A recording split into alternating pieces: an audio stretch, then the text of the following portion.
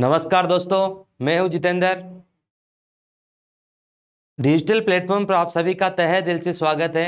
Electrician theory की series में हम आज का जो चैप्टर पढ़ रहे हैं टूल्स, और टूल्स में जो आज का हमारा टॉपिक रहेगा वो टॉपिक है हमारा हेक्सा। तो चैप्टर का नाम हमारा है टूल्स, औजार। और औजारों में आपने पहले की जो क्लासें पढ़ी है उसी क्रम में हम आगे बढ़ रहे हैं। और आज का जो हमारा नया टूल है वो है हेक्सा। दोस्तों हेक्सा जो है वो बेसिकली हेक और सा दो चीजों से मिलकर बना है। सा यानी आरी होती है, और हेक जो शब्द है यहाँ पर वो आपने धातुओं के लिए लिया है, या कठोर धातुओं के लिए कह सकता हूं मैं। तो कठोर धातुओं की जो आरी है वो हेक्सा कहलाती है।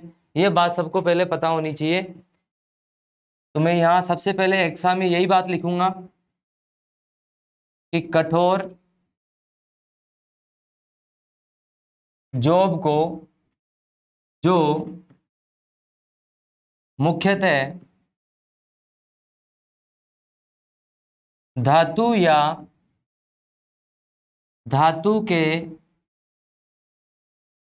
बुरादे से निर्मित है। कठोर जॉब या जो मुख्यतः धातु या धातु के बुरादे से निर्मित हैं, ऐसे जॉब्स की कटिंग के लिए जिस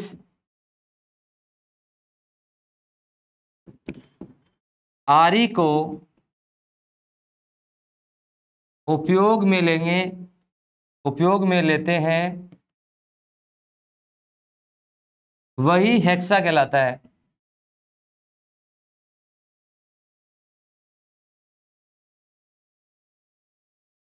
दोस्तों यहां पर अपन आगे बात करते हैं। तो आप सबको पता होना चाहिए कि हेक्सा जो है एक कर्तन औजार है। तो यहां दूसरी बात मैं लिख सकता हूं कि यह एक कर्तन औजार है। कर्तन औजार यानी कटिंग टूल।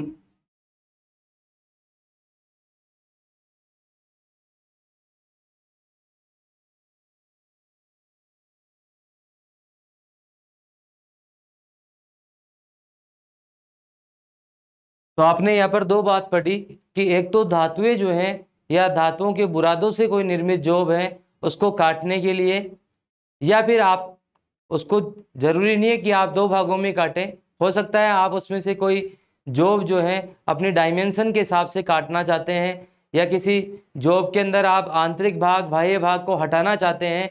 तो इसलिए भी आप जो है यहाँ पर जो हेक्सा को यूज कर सकते हैं। दूसरी बात आपने पढ़ी यहाँ पर कि हेक्सा जो है वो वास्तव में क्या है, कर्तन औजार है। ऐसे ही आप सबको पता होना चाहिए कि धातुओं को काटना हेक्साइंग कहलाता है।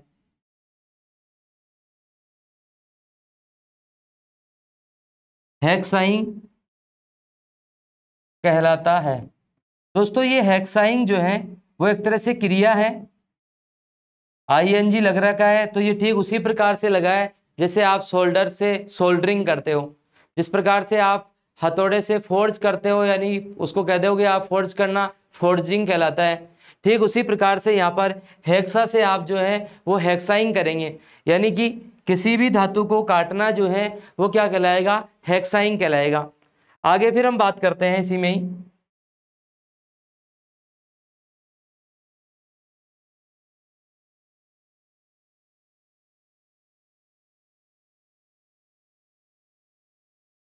मोस्टली हेक्सा जो है वो दो प्रकार से हम पढ़ते हैं। एक तो फिक्स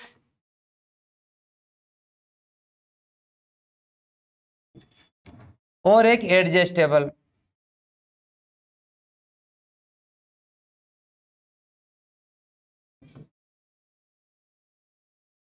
फिक्स और एडजस्टेबल में दोस्तों क्या अंतर है।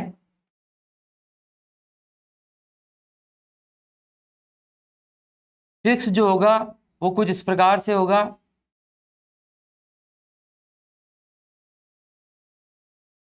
यहां पर दांते बने हुए होंगे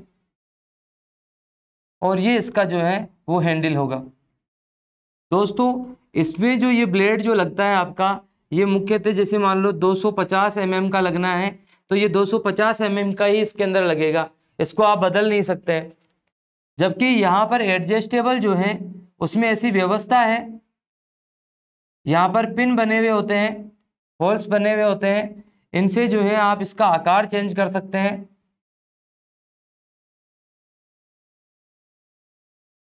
इस प्रकार से आपका हेक्सा होगा और इन पिनों से आप क्या कर सकते हो, इसको जैसे मान लो कोई भी माप है, मैं कहता हूँ यहाँ पर कि मेरे पास में 100 mm से लेकर के और 250 mm तक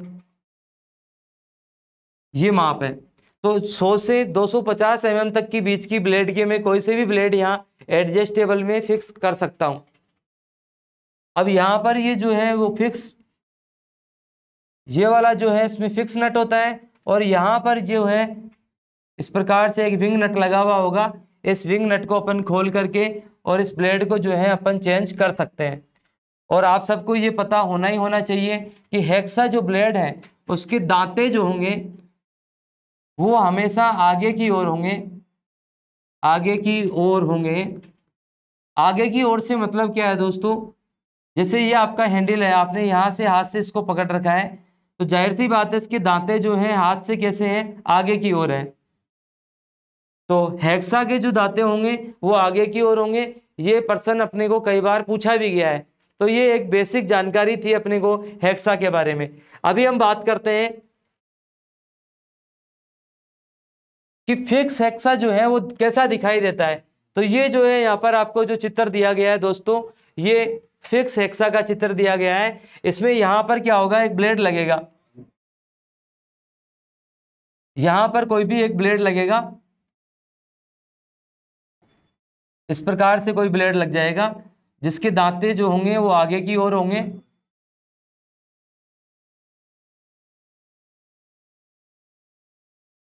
यहाँ इसमें कसने की व्यवस्था होती है, पिन से निकले हुए होते हैं।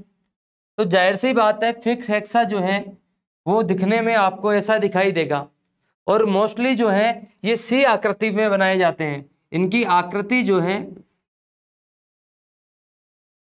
वो अंग्रेजी के सी अक्षर की तरह होती है।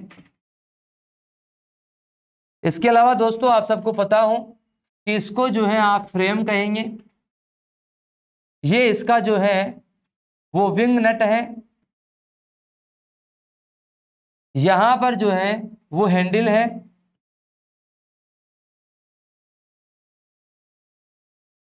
हेक्सा को काम में लेने के लिए आपको इसकी पोजीशन, सही पोजीशन को जो है वो यूज करना होगा।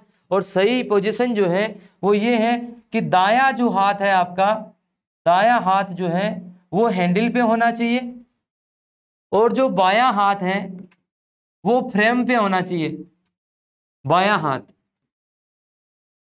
और उसके बाद में भी आपको एक विशेष बात का ध्यान रखना होगा कि आप इसको धातु के ऊपर यदि काम में ले रहे हो तो आप धातु जब काटते हो तो जब आगे जाएगा आपका हेक्सा, उस समय जो है आपको आगे जाते समय अधिक बल देना है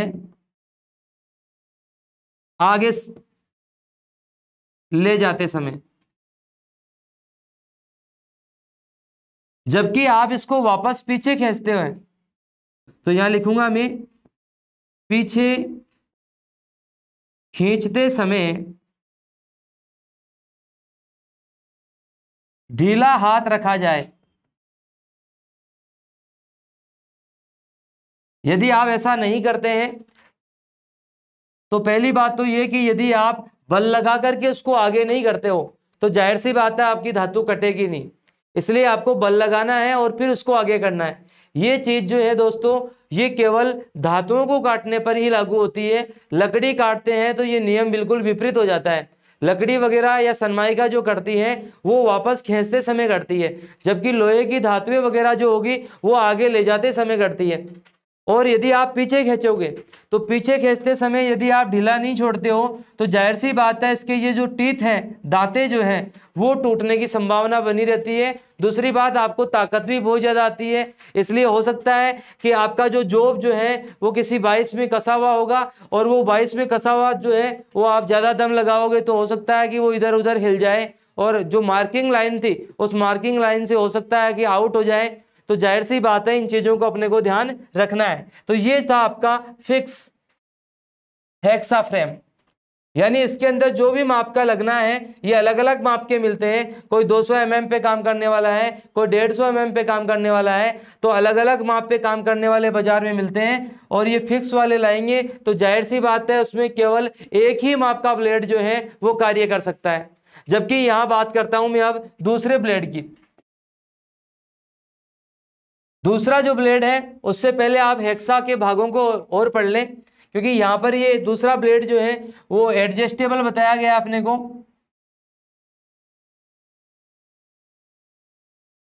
तो एडजस्टेबल जो है उसी का ये चित्र है, यहां पर इसको फ्रेम कहा गया है। यहां आप देख सकते हैं कि ये ट्रबलर फ्रेम था और ट्रबलर फ्रेम के अंदर क्या हो रहा है, ये वाला जो पाइप है मैं हिडन करके बताता हूं इसको, ये इस प्रकार से जो है इसके अंदर लगा हुआ होता है। और यहाँ पर आप देख सकते हैं ये होल जो है, इन होल से क्या कर सकते हो आप, क्योंकि इधर इसके भी तो क्या है होल है और इधर आपका ये ट्यूबलर फ्रेम है इसके भी क्या है होल है, और दोनों आमने सामने जब आएंगे तो इधर से अपन किसी कील नुमा से क्या कर देंगे, इनको लॉक कर देंगे। तो जाहिर सी बात है आप इसकी लंबाई को जो है वो घटा बढ़ा सकते हो, इसकी साइज को घटा बढ़ा सकते हो, आप अलग अलग माप के इसमें जो है वो ब्लेड काम में ले सकते हो। तो जाहिर सी बात है आप जो है यहाँ पर कौन से के भाग पढ़ रहे हो, एडजस्टेबल के पढ़ रहे हो। तो ये एडजस्टेबल फ्रेम है। इसमें दूसरा जैसे ये विंग नट बताया गया है, तो विंग नट की सहायता से जो है आप क्या करते हैं, ब्लेड को चेंज करते हैं। और यहाँ पर ये फिक्स ब्लेड बताया गया है, यहाँ पर फिक्स ब्लेड का होल्डर। होल्डर का मतलब दोस्तों यहाँ पर होल्ड करने से है।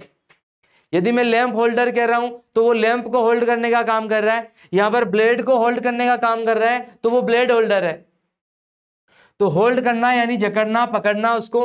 तो इस प्रकार से जो है आपने यहाँ पर पढ़ा कि ये फिक्स ब्लेड होल्डर है और ये जो है आपका एडजस्टेबल ब्लेड होल्डर है, जो विंग नट की सहायता से जो है वो खुलता है या कसा जाता है। इसके अलावा आप देख सकते हो कि ये वाला जो हिस्सा है, ये वाला जो हिस्सा है ये इसका हैंडल कहलाता है, और यहाँ पर आप हाथ की सहायता से जो है इसको पकड़ेंगे।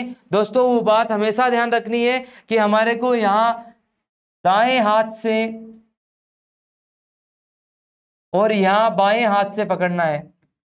दाएं हाथ हैंडल पे रखना है और बाएं हाथ फ्रेम पे रखना है, और उसके बाद में जो है आप किसी भी धातु को या किसी पाइप को कटिंग करेंगे, या फिर मैं कहूंगा कि हेक्साइंग करेंगे। आगे हम बात करते हैं इसी में। यहां पर आपको जो है वो एडजस्टेबल हेक्सा फ्रेम को और बताया गया है चित्र के द्वारा।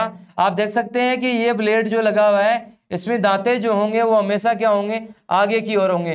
दोस्तों यदि आगे की ओर है तो ही वो हेक्सा है, क्योंकि आप सबको पता होना चाहिए कि सा यानी मैंने बताया था कि सा यानी होती है आरी, और आरियां कई प्रकार की हो सकती है। जैसे मैं कह सकता हूं टेनन सा कह सकता हूं, वुड सा कह सकता हूं, की होल सा कह सकता हूं। तो जाहिर सी बात है आरी जो है वो कई प्रकार की होती है, लेकिन यहाँ पर जो आप आरी पढ़ रहे हैं वो हेक्सा पढ़ रहे हैं, यानी लोहा काटने वाली आप आरी पढ़ रहे हैं। तो लोहा काटने वाली आरी में जो होंगे वो दांते हमेशा जो है वो आगे की ओर होंगे। तो यहाँ पर ये ब्लेड लगा हुआ था, ये विंग नट है, यहाँ पर ये फ्रेम होगा, ये इसका ट्यूबलर पाइप है या ट्यूबलर फ्रेम भी कह सकते हो आप, और ये जो है इसका हैंडल हो गया, ट्यूबलर फ्रेम। तो इस प्रकार से ये था आपका एडजस्टेबल हेक्सा फ्रेम। अब बात करते हैं हम आगे डीप कटिंग हेक्सा फ्रेम। दोस्तों यहां पर ये भी हेक्सा ब्लेड ही लगा हुआ है, यानी इसमें भी दांतें आगे की ओर ही है, लेकिन आपने एक चीज नोट करी होगी, यहां पर लिखा हुआ डीप। डीप का मतलब गहराई से है, दोस्तों मान लो आपके पास में कोई इस प्रकार से कोई वुडन का कोई बॉक्स था,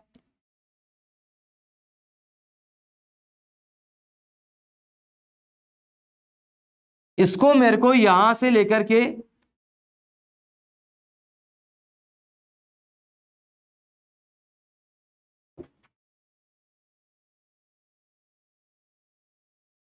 ये अपने पास में कोई मान लो कोई वुडन का कोई लकड़ी का जो है कोई टुकड़ा है इस प्रकार से,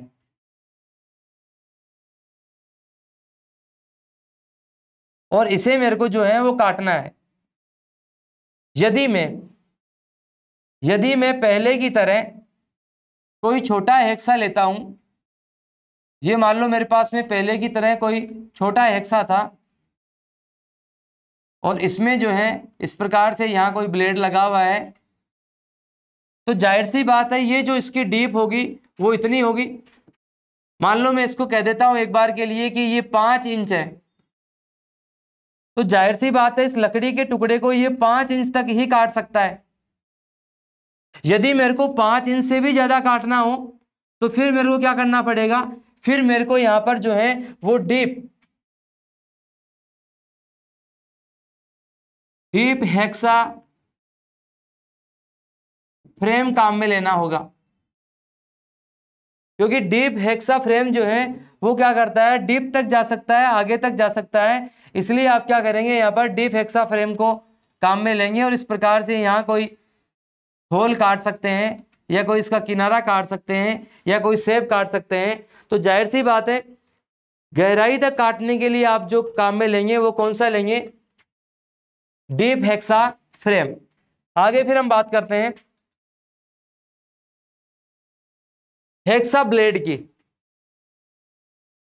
दोस्तों यहां पर आपको हेक्सा ब्लेड के जो चित्र हैं वो दिखाए गए हैं। हेक्सा ब्लेड में ये बात तो आप बार बार जान चुके हो कि हेक्सा ब्लेड में हमेशा क्या होंगे, दांते आगे की ओर ही होंगे। तो दांते जो है इन सब में क्या है, आगे की ओर है।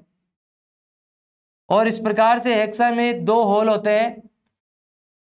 ये वाला जो है आपको पता है फिक्स जो नट था उसमें लगाने के लिए है, और ये वाला जो है वो एडजस्टेबल जो नट था उसमें लगाने के लिए है।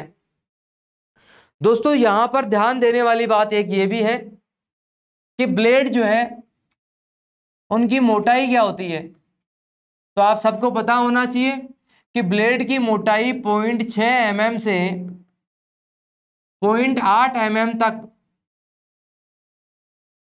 आवश्यकता के अनुसार रखी जाती है। आवश्यकता के अनुसार रखने का मतलब यह है कि जिस प्रकार की आपके पास में धातु होगी, जिस प्रकार की धातु का जॉब होगा, उसी प्रकार का हेक्सा जो है हम काम में लेंगे। यहां पर एक बात और ध्यान दें दोस्तों आप कि हेक्सा ब्लेड जो है वो 2 प्रकार से हम मोस्टली बनाते हैं।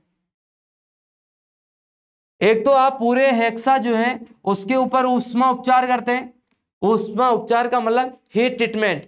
हीट ट्रीटमेंट से क्या मतलब है, हीट ट्रीटमेंट करके और धातुओं को हार्ड या और ज्यादा हार्ड या नरम इस प्रकार से बनाया जाता है। दोस्तों आप सबको पता होना चाहिए, आपने अक्सर देखा भी होगा कि कोई लोहार जो है वो मान लो उसने कुल्हाड़ी बनाई है, किसी लोहार ने कुल्हाड़ी बनाई है, तो कुल्हाड़ी कुछ इस शेप के अंदर है, सपोज करें आप, तो आपको पता है कि ये इसके साथ में जो लकड़ी लगी हुई है, इसका हैंडल जो है, उसकी बात मैं नहीं कर रहा हूं, मैं बात कर रहा हूं केवल जो लोहार ने बनाई है हेक्सा की, लोहे की जो आपने इसकी एक्स बनाई है, कुल्हाड़ी जो बनाई है, उसकी मैं बात कर रहा हूं।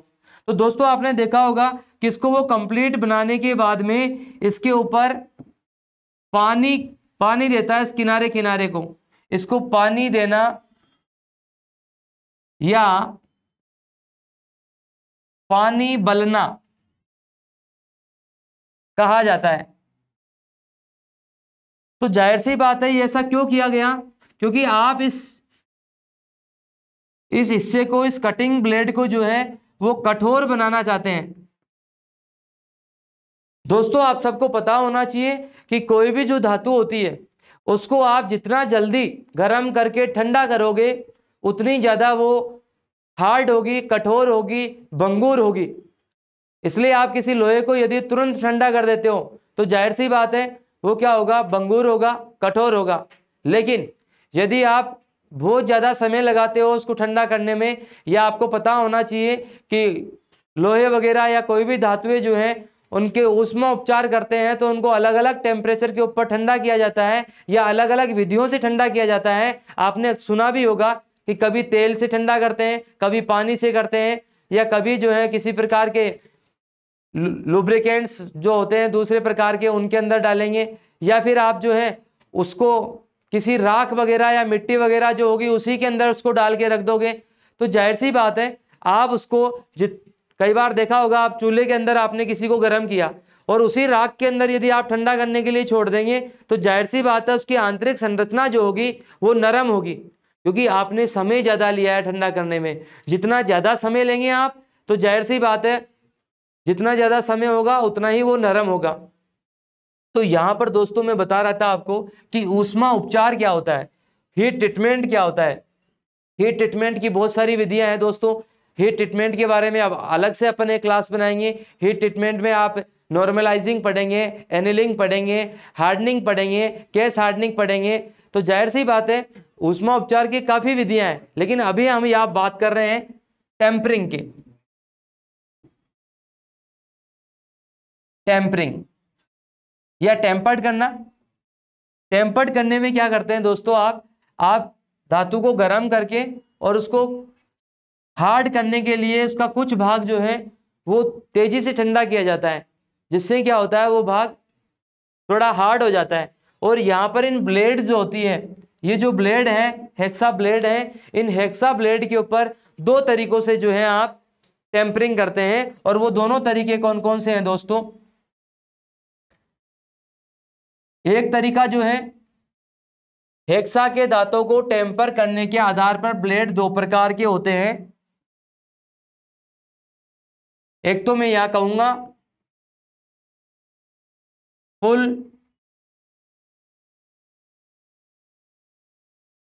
Tempered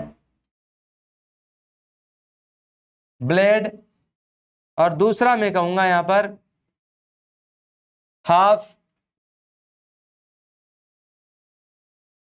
tempered blade.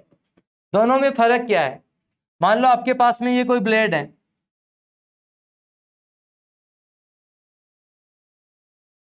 यदि आप इस पूरे ब्लेड के ऊपर ऊष्मा उपचार करते हैं, पूरे ब्लेड के ऊपर हीट ट्रीटमेंट का आप टेम्पर लगाते हो या टेम्परिंग करते हो आप इसके ऊपर, तो जाहिर सी बात है ये ब्लेड पूरा जो होगा वो क्या होगा, हार्ड होगा। तो पूरा जो ब्लेड होगा वो काटने में तो सही रहेगा, धातु को काटेगा तो ज्यादा, लेकिन उसकी फ्लेक्सिबिलिटी जो है वो क्या हो जाएगी, कम हो जाएगी। उसकी लचीलापन जो होगा वो क्या होगा, कम होगा। तो लचीलापन कम होगा तो जाहिर सी बात है हेक्सा का टूटने का खतरा जो है वो ज्यादा बना रहता है, लेकिन ये धातु को क्या करता है, ज्यादा काटता है। तो आप यहाँ पर ध्यान रखें कि आपने यहाँ यदि फुल टेम्पर्ड ब्लेड लिया है तो वो पूरा का पूरा टेम्पर्ड किया गया है, जबकि यहाँ पर हाफ में क्या होता है, केवल दांतों पर ऊष्मा उपचार किया जाता है। यानी इसके दांते दांते जो है उनके ऊपर आपने टेम्परिंग करी, उनको कठोर बनाया, ब्लेड जो है उसको फ्लेक्सिबल रहने दिया। क्योंकि आपको पता होना चाहिए कि जब आप किसी धातु को काटते हो तो काटने पर जो है वो फ्लेक्सिबल नहीं होगा, तो उसके अंदर एक जो वाइब्रेशन पैदा होता है उससे आपका ब्लेड क्या होता है, टूट जाता है। तो यहाँ पर आपको विशेष जो बात ध्यान रखनी है वो ये रखनी है कि हेक्सा दांते जो है उनको टेम्पर्ड आप पूरा भी कर सकते हो और केवल दांते दांते कर सकते हो। यानी कि यहाँ पर आप यदि फुल टेम्पर्ड यदि आप करते हैं तो फुल टेम्पर्ड करेंगे तो पूरी की पूरी जो ब्लेड होगी वो टेम्पर्ड होगी। और आपको ये भी पता हो कि ये जो ब्लेड जो होते हैं वो किसके बने हुए होते हैं। तो ब्लेड जो है वो हाई कार्बन स्टील,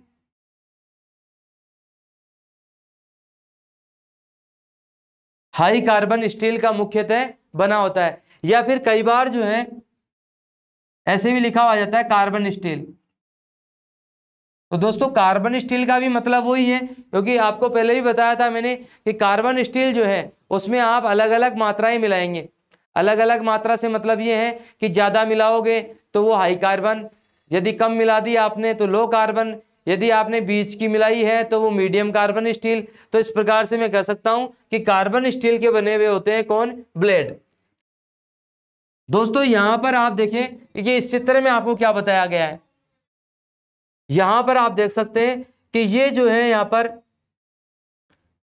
वो इसका मोटाई है ब्लेड का, जिसकी हम बात कर रहे थे कि ये 0.6 mm से 0.8 mm तक होता है, ये हम बात कर रहे थे। इसके अलावा दोस्तों चौड़ाई की मैं बात करूं तो ये है इसकी चौड़ाई।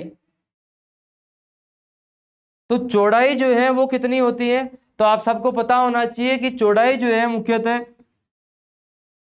वो 12 mm से 16 mm तक होती है।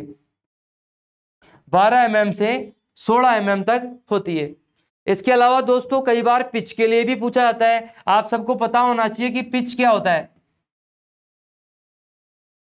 वैसे पिच जो है अपन चूड़ियों में पढ़ा करते हैं, जो थ्रेड्स होती है, चूड़ियां होती हैं, उन चूड़ियों में अपन पिच को पढ़ते हैं कि दो चूड़ियों के बीच की दूरी जो है वो पिच कहलाती है। लेकिन यहाँ पर चूड़ियां नहीं होकर के क्या है, दांतें हैं, यहाँ पर टीथ है। तो दो जो टीथ होंगे उन दोनों टीथ के जो बीच की दूरी जो होगी वो क्या कहलाएगी दोस्तों, पिच कहलाएगी। तो यहाँ पर पिच का मतलब क्या है, दो दांतों के बीच की दूरी जो है वो पिच है। और आप सबको ये भी पता हो कि ये 1.5 mm से 2 mm तक हो सकती है। इसके अलावा मध्य, ये तो क्या होगी उच्च के अंदर, या फिर मैं ऐसे कह दूं कि मोटी में। इसके अलावा एक मध्यम आता है, तो मध्यम जो होगा आपका उसमें होगा 1 से 1.5 mm। और इसके अलावा आपका जो फाइन पिच आता है, जो फाइन पिच होगा उसमें 0.8 से 1 mm होगा, 0.8 से 1 mm।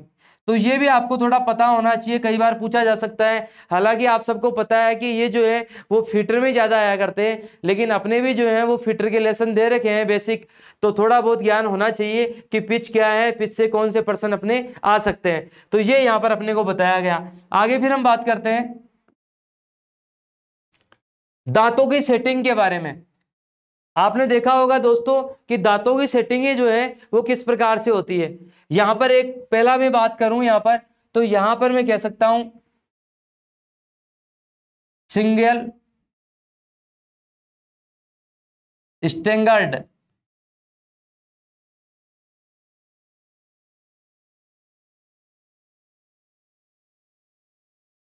सिंगल स्टैंडर्ड में क्या होता है कि एक देखो दाता इधर आ रखा है ना, तो दूसरा दूसरी साइड में होगा, फिर एक इधर आ रखा है, फिर उधर आएगा, फिर एक इधर आ रखा है, फिर एक उधर जाएगा। तो इसमें क्या होता है दोस्तों कि जैसे मान लो आपका ये कोई हेक्सा था, तो हेक्सा था तो एक इधर आया, दूसरा उधर गया, फिर एक इधर आया, फिर तीसरा इधर गया, फिर चौथा इधर आ गया, फिर उधर गया। तो इसमें क्या होता है कि आप किसी धातु को काटते हो तो काटने पर एक काटता है और दूसरा जब आता है तो कटे हुए बुरादे को हटाने का भी काम करता है। तो आप सबको ये पता हो कि इस प्रकार का जो होगा वो सिंगल स्टैंडर्ड ब्लेड कहलाएंगे। और ये जो दूसरे हैं इसमें आप देख सकते हो यहां पर आप इस प्रकार से एक लहर सी बन रही है, एक तरंग सी बन रही है। तो जाहिर सी बात है इसको मैं क्या कहूंगा, वेव स्टैंडर्ड ब्लेड। यानी आप देख सकते हो कि ये इधर आया, फिर इधर आया, फिर देखो यहां एक तरंग का सा रूप, क्योंकि तरंग अपने से ही तो पढ़ते हैं, तो ये तरंग के रूप से एक बन रही है, लहर सी बन रही है। तो जाहिर सी बात है ये क्या कहलाएंगे आपके वेव। इनको आप जिगजैग भी कह सकते हो।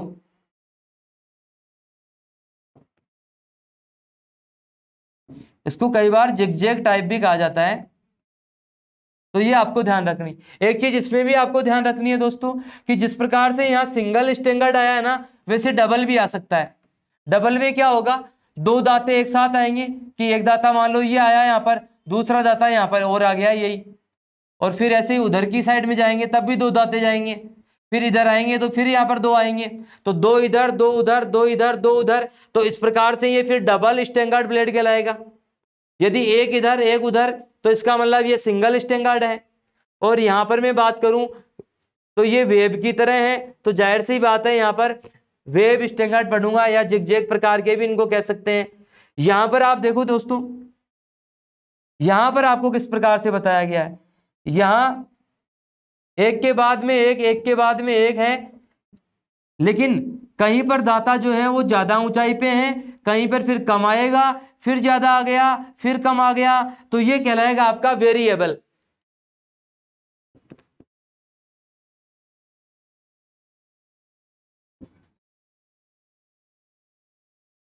वेरिएबल प्रकार का,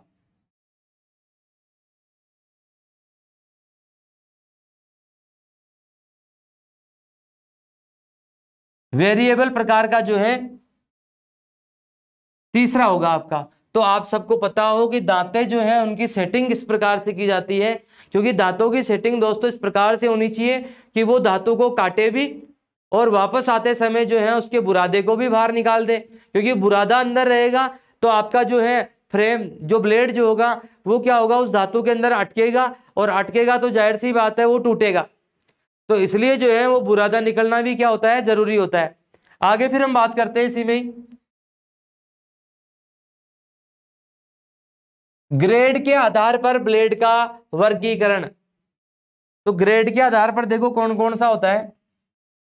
ग्रेड के आधार पर पहला तो मैं लिखूंगा यहां पर रफ या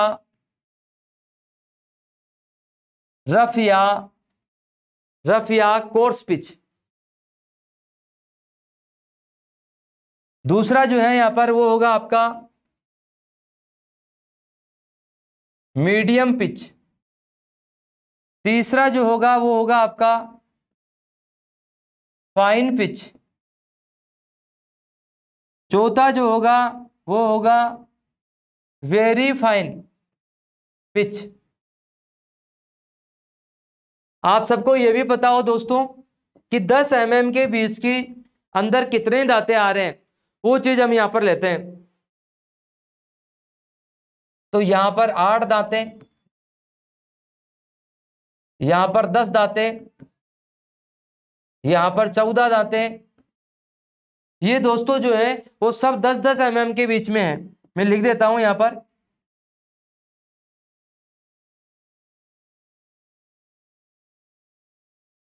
प्रति 10 mm, प्रति 10 mm, प्रति 10 mm। ऐसे ही यहां पर लिखूंगा मैं 18 दांते प्रति 10 mm। तो दोस्तों ये आपको ध्यान रखना है कि रफ या कोर्स पिच है तो जाहिर सी बात है 8 दांते होंगे 10 mm के एरिया में, और यहाँ आप देख सकते हैं मीडियम में होंगे 10 दांते, फाइन पिच में होंगे 14 दांते, और वेरी फाइन पिच में होंगे 18 दांते। दोस्तों सबसे मोस्ट बात जो है आपको ध्यान रखनी है वो ये है कि जहां दांते कम होते हैं, जहां दांते कम होंगे वो मुलायम वस्तुओं को, मुलायम धातुओं को काटने के लिए उपयुक्त होगी। एल्यूमिनियम जैसे मुलायम धातुओं को काटने के लिए उपयुक्त होगा। और जहां पर आपके दांते जो हैं वो ज्यादा है तो जाहिर सी बात है वो कठोर धातुओं को काटने के लिए उपयुक्त होगा। एक और बात सीखने की है दोस्तों, जहां दांते कम होंगे वो नरम वस्तुओं को काटेंगे और अधिक मात्रा में काटेंगे, लेकिन जहां दांते ज्यादा हैं वो कठोर वस्तुओं को काटेंगे और कम भाग काटेंगे। तो ये बात आपको ध्यान रखनी है। यहां पर मैं लिख देता हूं, नोट डाल के लिख देता हूं,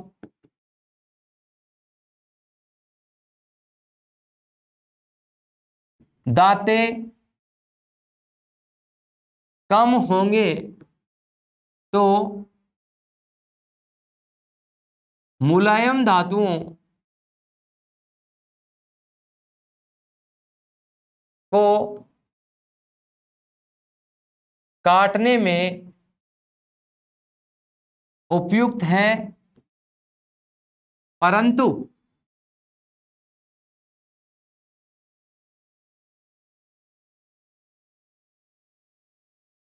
अधिक भाग को काटते हैं।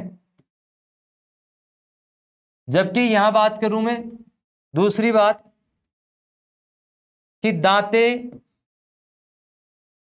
अधिक हो तो कठोर धातुओं को काटने में उपयुक्त है, परंतु कम भाग को काटते हैं। तो ये बात अपने को ध्यान रखनी है यहां पर। आगे फिर हम बात करते हैं हेक्सा को प्रयोग करने की विधियां कौन सी हैं। हेक्सा को प्रयोग करने के लिए कौन कौन सी विधियां अपन प्रयोग करेंगे वो देखते हैं। सबसे पहली बात,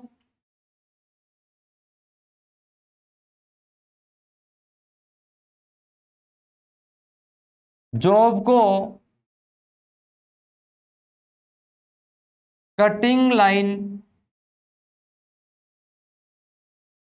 से ही काटें।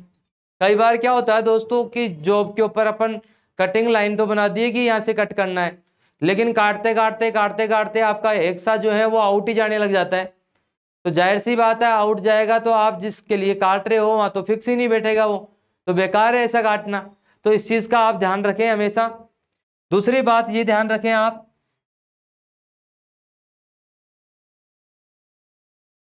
जॉब को कटिंग करने से पहले वॉइस पर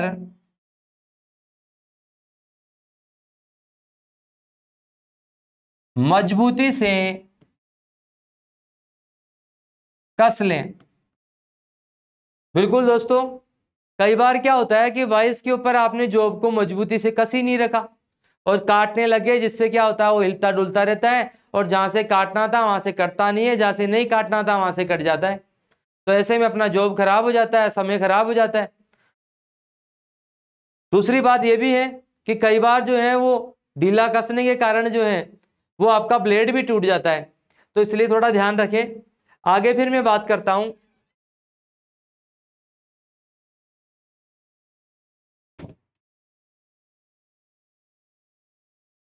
ज्यादा दूरी से नहीं काटें। यानी कि मैं कहूंगा कि 5-6 mm से ज्यादा की दूरी, 5-6 mm से अधिक दूरी से न काटें, क्योंकि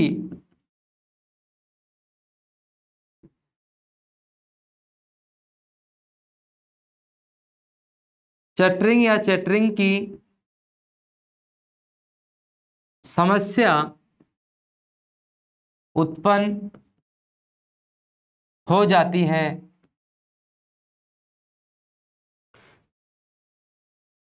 कई बार क्या होता है दोस्तों, जैसे मान लो ये कोई आपका जॉब था, खास तौर से आपने देखा होगा किसी लकड़ी वगैरह में कि आप काटते गए और ये बच गया आपके पास में 5-6 mm। तो 5-6 mm ही है, तब तो क्या करेंगे अपन लास्ट को उसको मोड़ के भी तोड़ देंगे, तो उसमें कोई चटरिंग नहीं होने वाली है। लेकिन मान लो आपके पास में बच रहा हो यहाँ पर 1-2 इंच बच रहा हो, तो 1-2 इंच बच रहा हो तो जाहिर सी बात है आप उसको तोड़ोगे तो वो इधर से ऐसे टूट जाएगा या फिर कोई इधर से टूट जाएगा। तो ये होती है आपकी चटरिंग होना। तो इस प्रकार की समस्या पैदा नहीं हो इसलिए आपको जो है थोड़ा सा ध्यान रखना है। अगली बात हम पढ़ते हैं इसी में ही,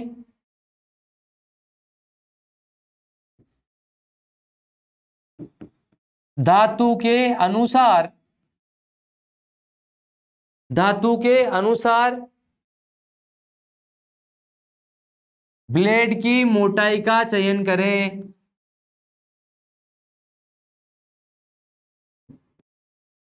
बिल्कुल दोस्तों, अपन पहले भी पढ़ चुके हैं कि धातु जैसी होगी वैसे ही अपने को क्या करना पड़ेगा, ब्लेड लेना पड़ेगा। कितना मोटा ब्लेड लेना है, कितना चौड़ा ब्लेड लेना है, ये बात डिपेंड करती है आपके होल के ऊपर। तो यहां पर मैं ऐसे भी लिख सकता हूं,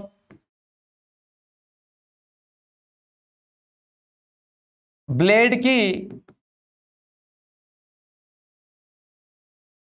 चौड़ाई का निर्धारण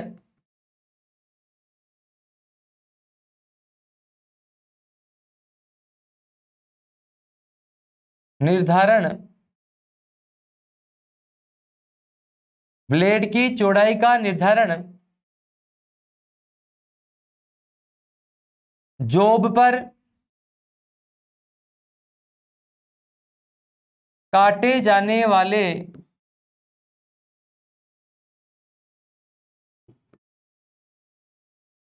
होल पर निर्भर होती है कि आपको होल जो है वो चौड़ा ज्यादा करना है या कम करना है। उसी हिसाब से क्या करेंगे आप, हेक्सा ब्लेड की चौड़ाई को काम में लेंगे। आगे फिर बात करते हैं,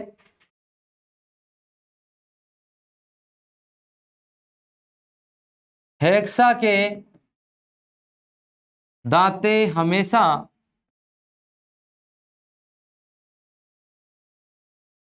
आगे की ओर रखे जावे। हमेशा अपने को क्या करना है, आगे की ओर रखना है।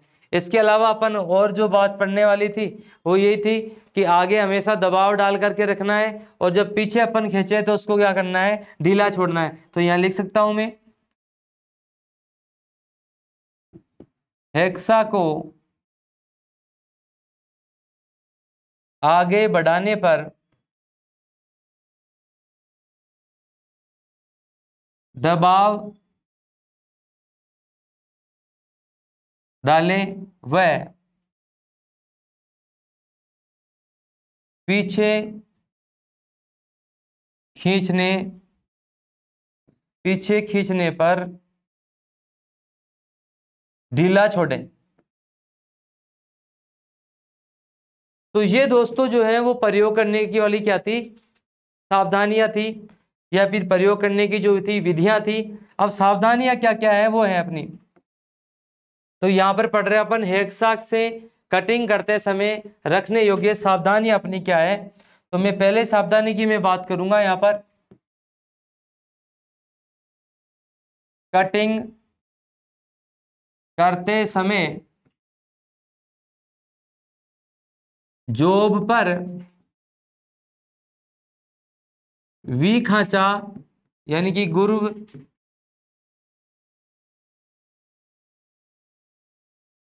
बना लेना चाहिए। बिल्कुल दोस्तों, आप कटिंग करना चाह रहे हो तो जॉब के ऊपर एक वी खांचा बना ले, जिससे आपका जो है वो हेक्सा इधर उधर नहीं जाए या कटिंग लाइन जो है उसकी आउट नहीं हो। अगली बात हम बात करते हैं, अगली बात यह है कि जब आप काट रहे हो, कोई हार्ड चीज है उसको काट रहे हो, तो जाहिर सी बात है वहां स्नेहक जो है, शीतलक जो है उनका यूज कर लें आप। तो लिखूंगा मैं यहां पर, कठोर धातुओं को काटते समय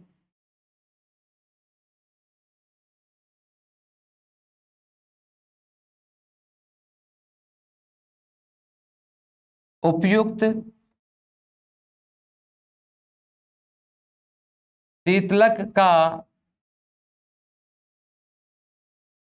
प्रयोग करें। दोस्तों आपने देखा होगा कि जैसे कोई मार्बल कटिंग भी करते हैं तो वो मार्बल के साथ में एक पानी की पाइप से क्या करते हैं, पानी चला देते हैं।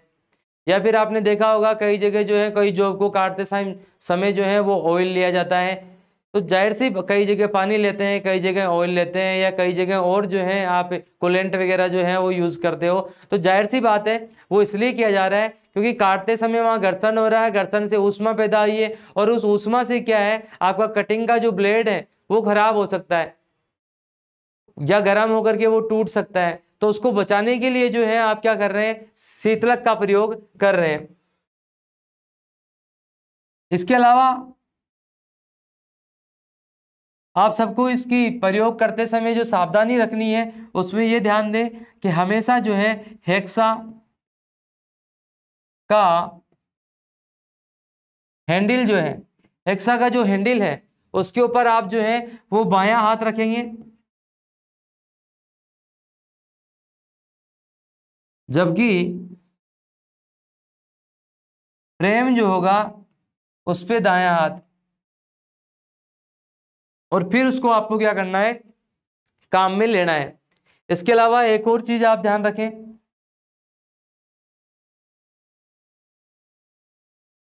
हेक्सा से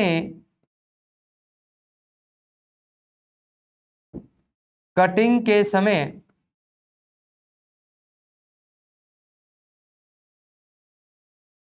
पूरी ब्लेड को काम में लिया जाए।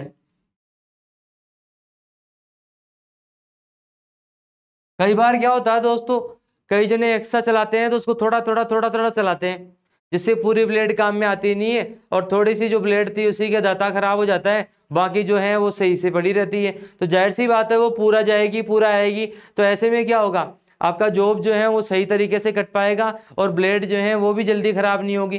तो यहाँ पर इसीलिए आपको बताया जा रहा है कि हेक्सा का जो कटिंग ब्लेड है तो वो कटिंग के समय क्या होना चाहिए, पूरा आना चाहिए, पूरा जाना चाहिए। तो ये थी आपके लिए सावधानियां। तो दोस्तों आज का जो अपना टॉपिक था वो था हेक्सा। तो हमने हेक्सा के बारे में पढ़ा, और अगला जो टूल्स ले रहे हैं अपन अगली क्लास में पढ़ते हैं। जय हिंद दोस्तों।